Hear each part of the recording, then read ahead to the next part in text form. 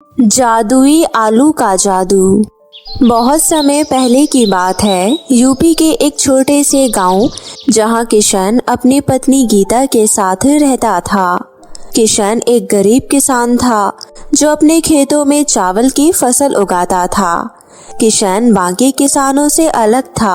उसे नया नया काम करना आया था, जिस वजह से लोग उसका फायदा उठाया करते थे और उससे कौड़ियों के दाम पर उसके चावल ले जाया करते थे। जब भी खेती हुआ करती, किशन अपने खेतों से वो चावल व्यापारियों को कम दाम में बेच दिया करता। इसी तरह दिन बीत रहे थे।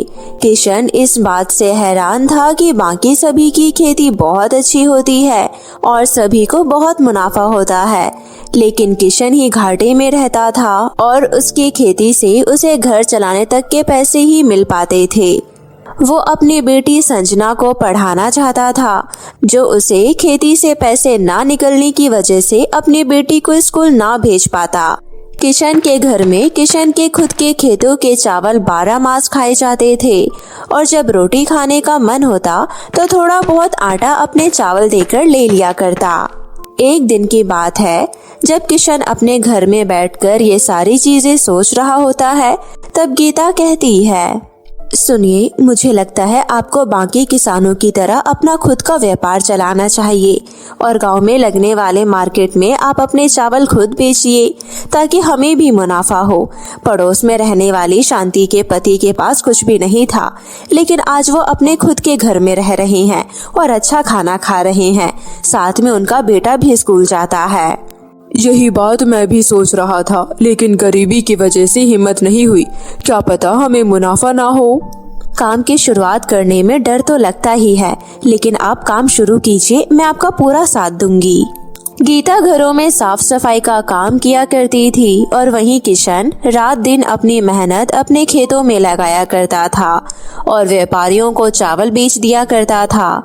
लेकिन गीता की बातें सुनने के बाद किशन को महसूस होता है कि उसे अपना खुद का व्यापार करना चाहिए। 3 दिन बाद वो अपनी पूरी तैयारी के साथ अपने चावल एक रेहड़ी में रखकर ले जाता है और मार्केट में ले जाकर उन्हें बेचता है। तेरा ध्यान किधर है? ये सुंदर चावल इधर है। एक बार खाओगे तो बार बार ले जाओगे। आ जाओ मेरे बासमती चावल ले जाओ। किशन जोर जोर से आवाज लगाकर अपने चावल बेच रहा था। पास में खड़े व्यापारी उसके चावल देखकर हैरान रह जाते हैं। किशन के चावल बहुत सुंदर होते हैं और वह उस चावल का रेट भी अच्छा लगाता है। लोग पूरे मार्केट में चावल देखते हैं। इतना सुंदर चावल केवल किशन के पास ही होता है और किशन के पास भीड़ लग जाती है। देखते ही देखते उसके सारे चावल शाम तक बिक जाते हैं। शाम होते ही जब वो घर की तरफ वापस जा रहा होता है, तो वो देखता है कि उसकी बहुत अच्छी कमाई हुई है। अरे वाह, मेरे चावल इतने अच्छे रेट में बिकेंगे, ये मुझे नहीं पता था। मेरी पत्नी बिल्कुल सही कहती है, अपना खुद का व्यापार बहुत अच्छा होता है। किशन बहुत खुश होता है। आज उसे बहुत मुनाफा होता है, जिस वजह से वो अपनी बेटी के लिए जलेबी ले आता है।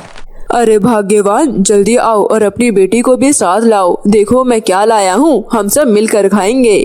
अरे वाह, जलेबी! लगता है आज बहुत अच्छा मुनाफा हुआ है, तभी जलेबियाँ लाए हो।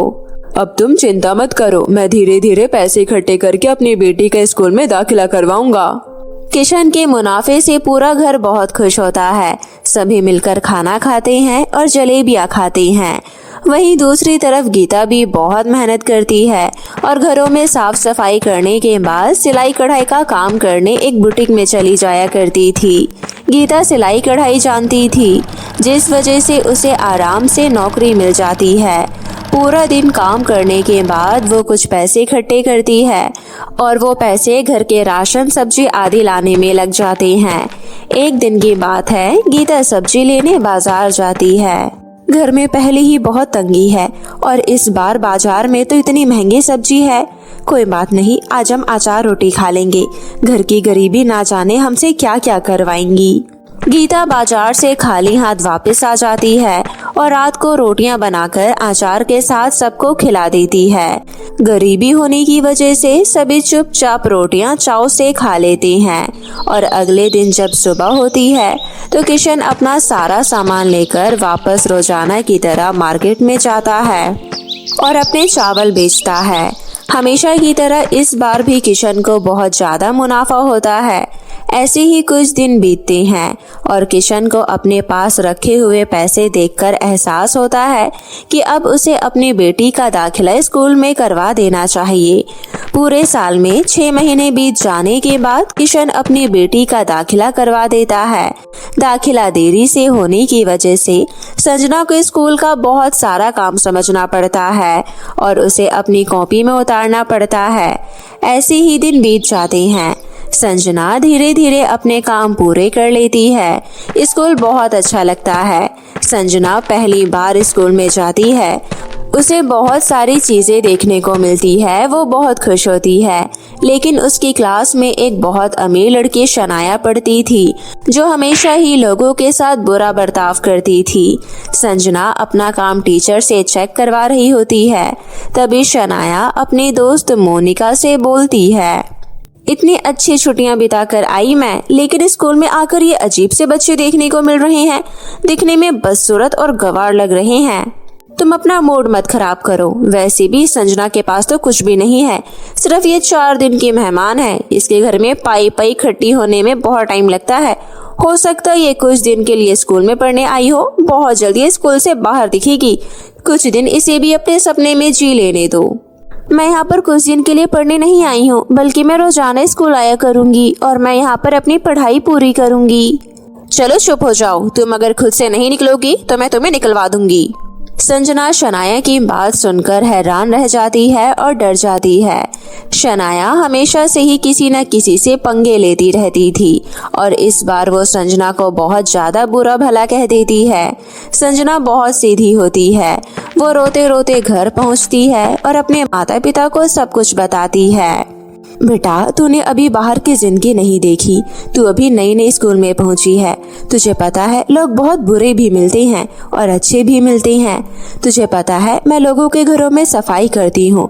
बहुत बार गालियाँ सुननी पड़ती है, लेकिन बेटा ये मेरा काम है।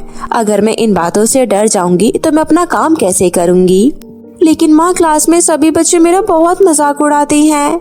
बेटा, यही जिंदगी है और इसी वजह से मैंने तेरे स्कूल में दाखिला करवाया है ताकि तू बाहर की दुनिया में भी रहना सीख सके। ठीक है पिताजी, मैं एडजस्ट कर लूंगी और मैं समझ गई कि आप मुझे क्या समझाना चाहते हैं। मुझे लोगों के हिसाब से ही जवाब देना पड़ेगा। इस तरह सभी बात करने के बाद खाना पीना खाते हैं और फिर सो जाते हैं। अगले दिन जब सुबह होती है तो सभी अपने अपने काम पर निकल जाते हैं। संजना भी रोजाना की तरह स्कूल में पहुंचती है। स्कूल पहुंचकर पता चलता है कि सभी बच्चे घूमने के लिए एक ट्रिप पर जा रहे हैं। ट्रिप पर घूमने की बातें पूरे स्कूल में चल रही होती है। ये सुनकर संजना भी बहुत खुश होती है, लेकिन संजना अपनी गरीबी में उस ट्रिप में नहीं जा सकती थी, जिस वजह से वो चुपचाप अपनी क्लास में बैठी रहती है। तभी पास में बैठी शनाया बोलती है, हम सब तो पिकनिक घूमने जा रहे हैं और एक इस मैडम को देखो कैसे डर कर छुप कर बैठी है। मुझे पता है इन गरीबों का यही ड्रामा होता है। ट्रिप पर पैसा लगेगा इसलिए इनको जाना नहीं है और मुफ्त में कुछ मिले तो तुरंत इन्हें चाहिए। तुम्हें हम गरीबों का मजाक नहीं उड़ाना चाहिए। तुम बहुत पैसे वाली हो, मैं जानती हूँ, लेकिन तुम इतनी बदतमीजी से नहीं बोल सकती। जरा देखो तो सही कैसे ड्रामा कर रही है। अब गरीबों को गरीब नहीं बोला जाएगा तो क्या बोला जाएगा? रोकर तो ऐसे दिखा देती है जैसे ये कुछ जानती ही नहीं। संजना अपने घर आती है और घर आने के बाद ट्रिप पर घूमने की बातें अपने घर में बताती है। ये सारी बातें सुनकर उसकी माँ हिचकिचाने लगती है, लेकिन उसके पिताजी उसे 200 रुपए देते हैं। एक साथ 200 रुपए अपनी बेटी के हाथ में देखकर गीता अपने पति से दूसरे कमरे में जाकर कहती है, बच्ची ट्रिप पर घूमने ना भी जाती तो कुछ बिगड़ता नहीं। आपने एक साथ 200 रुपए दे दिए उसे। हमारी बेटी अभी स्कूल में नई गई है। उसके अभी दोस्त बनी है। उसे घूमने का मन कर रहा होगा। अगर मैं उसका मन तोड़ता तो उसे अच्छा नहीं लगता और सबके बीच में मेरी बेटी अकेले रह जाए, ऐसा मैं होने नहीं दूंगा। ठीक है, मैं समझ गई। अब भगवान की दया से हमें मुनाफा भी हो रहा है, तो हमें अपनी बेटी को कहीं जाने से रोकना नहीं चाहिए। आखिर उसकी भी खुशियां हैं। यही समझाना चाहता था मैं भाग्यवान। संजना अपने हाथ में पैसे देखकर बहुत खुश होती है और अगले ही दिन जाकर स्कूल में पैसे जमा करवा देती है। सभी बच्चे ट्रिप पर जाने के लिए बहुत खुश होते हैं, लेकिन संजना को सिर्फ ट्रिप पर जाने के पैसे मिले होते हैं, जिस वजह से वो अपने मन को तैयार रखती है कि वो उस ट्रिप पर कुछ भी नहीं खाएगी। 2 दिन बाद स्कूल की बस जाती है और सभी बच्चे ट्रिप पर घूमने एंजॉय करने की बातें कर रहे होते हैं और संजना अपनी दोस्त मनीषा से कहती है, हम कितना मजा करेंगे वहाँ पर, पूरे 4 दिन होंगे। हाँ, मेरे पिताजी ने मुझे बेसन की बनी पूड़ियाँ दी है ताकि मैं फिजूल खर्चा ना करूँ और ट्रिप भी एंजॉय कर सकूँ। मैंने अपनी माँ से कहकर रोटी और अचार रखवा लिया था, मैं वही खाऊंगी। ये तो हम लोग लाए हैं, ये अमीर घराने के बच्चे तो पता नहीं क्या क्या लेकर आए हैं। ये सब तो मैं कभी खरीद नहीं सकती, इसलिए मैं अपनी पूरी ही बांध लाई। अरे तुम चिंता क्यों करती हो, स्कूल वाले हम बच्चों को ट्रिप पर लाए हैं तो वो अपने साइड से हमें खाना पीना भी खिलाएंगे। अगले दिन बच्चे ट्रिप पर पहुंच जाते हैं और वहां पहुंचने के बाद एक हॉल में चले जाते हैं। स्कूल के ट्रिप होने की वजह से सभी बच्चे एक हॉल में इकट्ठे रहते हैं और सभी एक दूसरे के साथ बहुत एंजॉय कर रहे होते हैं। वहीं पास में बैठी संजना और मनीषा अपना खाना खा रही होती है कि तभी शनाया उनका खाना देखकर कहती है, ये अपने घर से ढेर सारा खाना बांध कर लाए हैं, इन्हें पैसे नहीं मिले और हो सकता है ये स्कूल के भरोसे आई हो। तुम इतना क्यों बोलती हो, इसमें बुरा ही क्या है। स्कूल वाले हमें लाए हैं तो वही हमें खाना खिलाएंगे और जिसके घर में जैसा बनता है वो वही लाएगा। मुझे लगता है तुम्हें तो लंच घर से मिला ही नहीं, तो तुम हमारे लंच के बारे में क्या जानो, कितना टेस्टी है ये। संजना और मनीषा दोनों ही गरीब होने की वजह से अपना लंच खा रहे होते हैं और अमीर घरों के बच्चे अपना टेस्टी टेस्टी खाना, मैगी, पिज्जा, सैंडविच ये सब खा रहे होते हैं।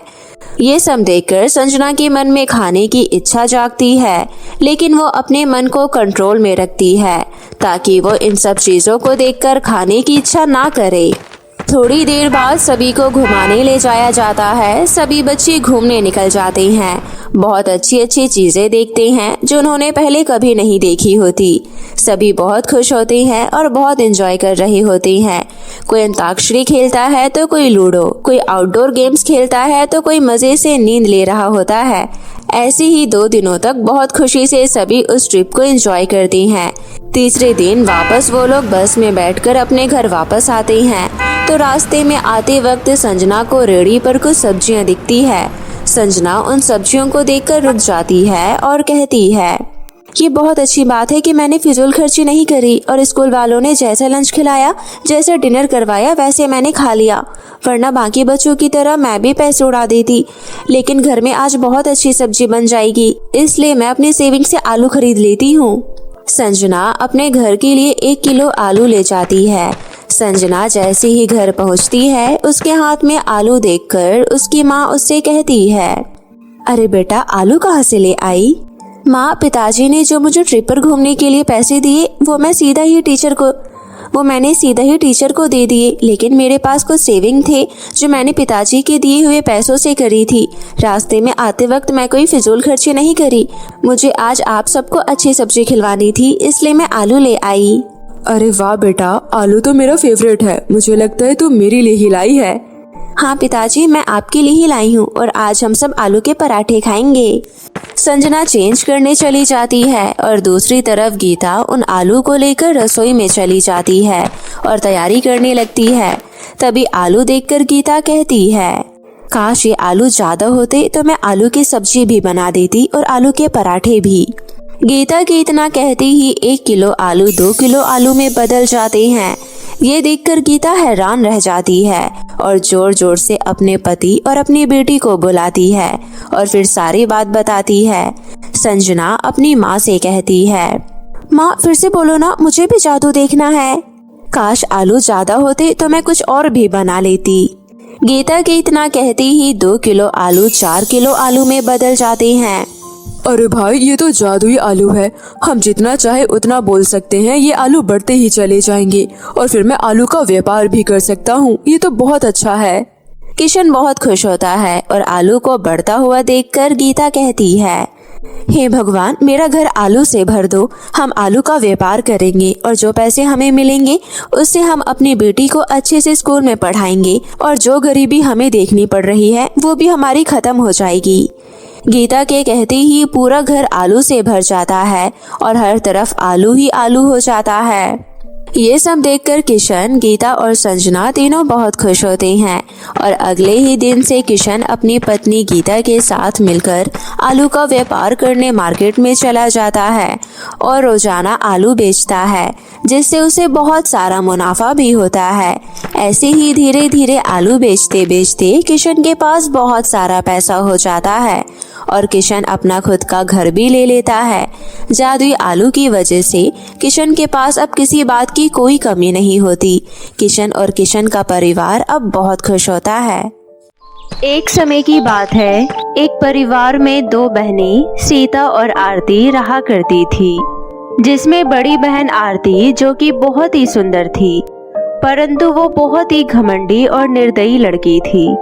आरती की शादी एक बड़े परिवार में होती है, जिसकी वजह से उसका घमंड अब और ज्यादा बढ़ जाता है। आरती का पति सूरज एक बहुत ही बड़ा बिजनेसमैन था और वो महीने के लाखों रुपए कमाया करता था। दूसरी ओर सीता रंग की सांवली थी, पर वो मन की बहुत ही अच्छी लड़की थी। सीता का रंग सांवला होता है, जिसकी वजह से उसकी शादी एक गरीब परिवार में होती है। उसका पति खेतों में काम करके चंद पैसे ही कमाया करता था, जिससे उनके परिवार का गुजारा चलता था। एक दिन की बात है, आरती एक बड़ी चमचमाती हुई गाड़ी में अपनी बहन सीता से मिलने के लिए आती है। सीता, कहाँ पर है तू? जल्दी बाहर आ। आरती की आवाज सुनने के बाद सीता अपने घर से बाहर आती है। सीता, मैं तुझे अपनी नई गाड़ी दिखाने आई हूँ। ये गाड़ी मैंने आज ही ली है, इसलिए चल, मैं तुझे एक अच्छे से रेस्टोरेंट में इसकी पार्टी देती हूँ। नहीं आरती, मुझे कोई पार्टी नहीं चाहिए।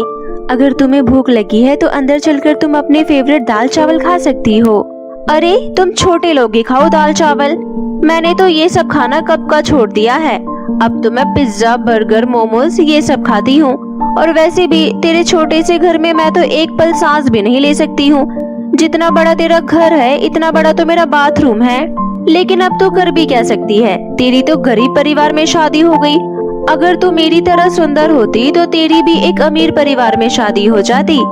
अच्छा, तुझे मेरे साथ गाड़ी में नहीं जाना है तो मत जा, पर एक हफ्ते बाद मेरी शादी की एनिवर्सरी है, इसलिए मैंने बहुत बड़ी पार्टी रखी है, तो तुझे मेरे घर पर जरूर आना है। इस तरह से आरती अपनी बहन सीता को बहुत ज्यादा नीचा दिखाती है। आरती की ये सब बातें सुनकर सीता को बहुत बुरा लगता है और वो घर में जाकर जोर जोर से रोने लगती है। ऐसे ही एक हफ्ते बाद सीता अपने पति सुरेश और अपनी बेटी के साथ आरती के घर जाती है। सीता अपने चारों तरफ देखती है तो उसे बहुत ज्यादा शर्मिंदगी महसूस होती है, क्योंकि आरती की पार्टी में सभी अमीर अमीर लोग आए हुए थे। वहाँ पर सीता ही सबसे गरीब थी। मम्मी मम्मी, देखो कितना बड़ा केक है। ऐसा केक तो मैंने आज तक नहीं देखा है। आप ऐसा केक मेरे जन्मदिन पर भी लेकर आना। सीता की बेटी को ऐसा कहते देख पास की खड़ी कुछ औरतें बोलती है, आरती, तुमने अपनी एनिवर्सरी में किन किन लोगों को बुला लिया है? मुझे तो लगता है कि तुमने अपनी नौकरानी को भी अपनी एनिवर्सरी पार्टी में बुला लिया है। अरे तुम सही कह रही हो, ये मेरी नौकरानी ही है। मैंने सोचा इन लोगों ने अच्छा खाना तो कभी खाया नहीं होगा, अगर मेरी पार्टी में आएंगे तो ये अच्छा खाना भी खा लेंगे। ऐसे ही आरती सीता के परिवार का सभी के सामने मजाक उड़ाती है। ये सब देखकर सीता के परिवार को बहुत ज्यादा बुरा लगता है। तभी सीता गुस्से में सभी के सामने आरती को थप्पड़ मारती है। आरती, अगर तुम्हें सबके सामने हमारी बेइज्जती ही करानी थी तो हमें इस पार्टी में बुलाया ही क्यों? वैसे भी मैं तुम्हारी पार्टी में आना नहीं चाहती थी, लेकिन तुमने मुझे बहुत ही प्यार से बुलाया था, इसलिए मुझे आना पड़ा।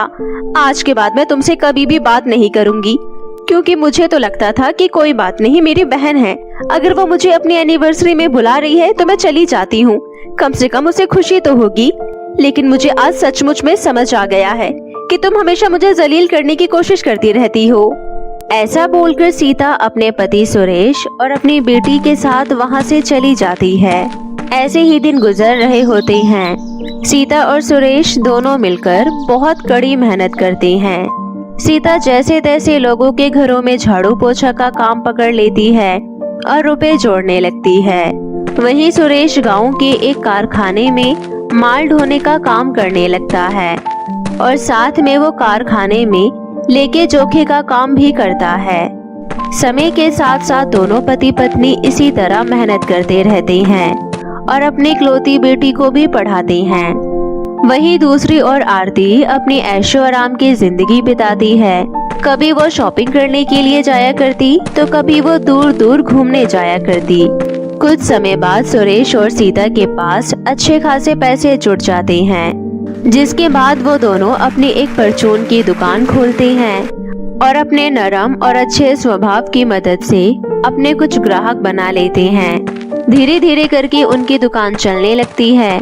दोनों पति पत्नी के अच्छे स्वभाव की वजह से जो ग्राहक उनके पास सामान लेने आया करता वो दोबारा लौटकर भी उनके पास ही आता। कुछ समय बाद दोनों पति पत्नी ग्राहकों को कम रुपयों में सामान उपलब्ध कराने की सोचते हैं और कोई ना कोई तरकीब लगाते हैं, जिसके बाद दोनों पति पत्नी सीधा शहर से सामान मंगवाने लगते हैं, जिस कारण से उन्हें सामान और भी सस्ता पड़ता है और वो ग्राहकों को भी सस्ते में सामान उपलब्ध करवा पाते हैं और इस तरह उनको मुनाफा भी ज्यादा होने लगा था। ऐसे ही करते करते कुछ सालों बाद सुरेश और सीता अपनी 3-4 दुकान और खोल लेते हैं, जिसकी वजह से उनके पास बहुत सारे पैसे आने लगते हैं, जिससे सीता अपनी बेटी को एक अच्छे प्राइवेट इंटरनेशनल स्कूल में पढ़ाती है। तभी एक दिन सीता अपनी बेटी को स्कूल छोड़ने के लिए जाती है। तभी वहाँ पर उसे आरती मिल जाती है और वो बोलती है, अच्छा तो तेरे पास इतने पैसे हो गए कि तू अपनी बेटी को एक अच्छे से प्राइवेट इंटरनेशनल स्कूल में पढ़ाने के लिए आ गई। अब तेरे पास पैसे आ ही गए हैं तो अपनी बेटी को पैदल छोड़ने क्यों आती है, एक गाड़ी भी ले ले। देखो आरती, तुम्हें अपने पैसों पर बहुत ज्यादा घमंड है, पर याद रखना ज्यादा घमंड भी अच्छा नहीं होता है। और रही बात गाड़ी खरीदने की, तो जब मुझे जरूरत पड़ेगी तो मैं खुद ब खुद खरीद लूंगी, मुझे तुमसे राय लेने की कोई जरूरत नहीं पड़ेगी। ऐसा बोलकर सीता वहाँ से चली जाती है। आरती सीता की बेटी को इतने अच्छे स्कूल में पढ़ते हुए देख आग बबूला हो जाती है और गुस्से से पैर पटकती हुई अपनी गाड़ी में बैठकर चली जाती है। वहीं दूसरी ओर सीता का पति सुरेश एक दिन सीता से बोलता है, सचमुच मुझे विश्वास नहीं होता कि हम यहाँ तक पहुँच चुके हैं। मैंने कभी सपने में भी नहीं सोचा था कि मैं एक मजदूर होने के बाद भी अपनी खुद की एक दुकान खोल सकता हूँ। आज देखो हमारे पास किसी चीज की कोई कमी नहीं है। ये सब कुछ तुम्हारी वजह से हो पाया है। अगर तू मेरे साथ नहीं होती तो मैं सचमुच कुछ नहीं कर पाता। ऐसा कुछ भी नहीं है, अगर आप मेरे साथ नहीं होते तो शायद हमारे पास ये सब कुछ नहीं होता। मैं तो बहुत भाग्यशाली हूँ जो मुझे आप जैसे पति मिले। नहीं नहीं, बल्कि मुझे बोलना चाहिए कि सीता तुम मेरे घर की लक्ष्मी हो। जब से तुम इस घर में आई हो तब से मेरे घर में कभी भी पैसों की कमी नहीं हुई है। दोनों पति पत्नी बहुत ज्यादा खुश होते हैं। ऐसे ही दिन बीत रहे होते हैं। सीता और सुरेश की दुकान में रात दिन चौगुनी तरक्की होती है, जिसकी वजह से वो दोनों अपना एक अच्छा सा घर भी खरीद लेते हैं और कुछ दिनों बाद एक गाड़ी भी। ये देखकर सीता की बेटी भी बहुत खुश होती है। ऐसे ही सब कुछ खुशी से चल रहा होता है। तभी एक दिन टीवी में खबर आती है कि बिजनेसमैन सूरज ने करोड़ों रुपयों का घपला कर लिया है और गरीब लोगों को लूट लिया है, जिस कारण से सूरज को जेल हो जाती है। वहीं आरती जैसे तैसे करके सीता के घर का पता लगाती है और अपनी बेटी को लेकर सीता के घर पर आती है और बोलती है, सीता मेरी बहन, मुझे माफ कर दो जो मैंने तुम्हें हमेशा जलील करा। आज मुझे पता चल गया है कि घमंड इंसान को ले डूबता है। मैंने कभी किसी के साथ अच्छे से बात नहीं करी और हमेशा घमंड दिखाया। मैं जानती हूँ कि आज मेरी वजह से ही मेरे पति जेल में हैं, क्योंकि कंपनी तो मेरे पति के नाम से थी, लेकिन उसमें घपला और घोटाला मैंने करा। अब तुम ही मेरे पति को बचा सकती हो। मैं तुम्हारे आगे हाथ जोड़ती हूँ, भगवान के लिए मेरी मदद करो। कोई बात नहीं दीदी, तुम्हें अपनी गलती का एहसास है, मेरे लिए यही काफी है। आप चिंता मत करिए, जब तक मैं हूँ तब तक आपको चिंता करने की कोई जरूरत नहीं है। सीता और सुरेश दोनों मिलकर आरती के पति सूरज को जेल से निकलवाते हैं और जितना भी सूरज और आरती ने मिलकर कंपनी से घोटाला किया होता है वो सारे पैसे सीता और सुरेश अपना घर बेचकर पूरा करते हैं, जिसके बाद आरती और सूरज के पास कुछ भी नहीं होता है।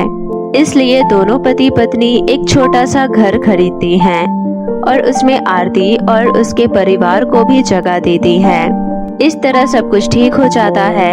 सुरेश अपनी कुछ दुकानें सूरज को संभालने के लिए दे देता है, जिसके बाद सूरज को भी रोजगार मिल जाता है। तभी एक दिन आरती अपनी बहन से बोलती है, सचमुच सीता, अगर आज तुम मेरी मदद नहीं करती तो ना जाने हमारा क्या होता। मैं कभी नहीं भूल सकती हूँ कि तुमने हमारे लिए अपना घर तक बेच दिया और हमें अपने घर में रहने के लिए जगह भी दी। अरे दीदी, आप बार बार मुझे ये सब क्यों बताती हैं? और वैसे भी आप मेरी बहन हैं। जितना ये सब कुछ मेरा है उतना ही आप सबका भी है, और अगर मैं आपके काम नहीं आऊंगी तो कौन आएगा? सीता के ऐसा बोलने पर आरती की आंखों में आंसू आ जाते हैं और वो अपनी बहन को गले से लगा लेती है, जिसके बाद हंसी खुशी से दोनों बहनें अपने परिवार के साथ एक ही घर में रहती है। तो मेरे प्यारे दोस्तों, कैसी लगी आपको मेरी ये कहानी? हमें कमेंट करके जरूर बताएं।